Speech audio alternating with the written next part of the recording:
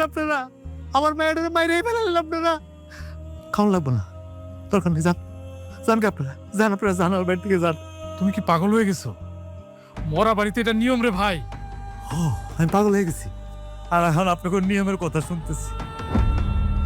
আমি যখন বিনা দাওয়াতে আপনাকে বিভিন্ন অনুষ্ঠানে যাইতাম, আমার বউ আমার বাচ্চাটা হলে আপনারা দূর দূর করতেন, কইতেন এই যে বিনা দাওয়াতি, দেখ লজ্জা নাই শরম নাই। কি লেগে যেতাম জানেন ভাই? আমার ভাই এটা একটু ভালো মন্দ খাইতে পছন্দ করত, আপনারাই আমার অপমান করতেন, আপনারাই অপমান করতেন।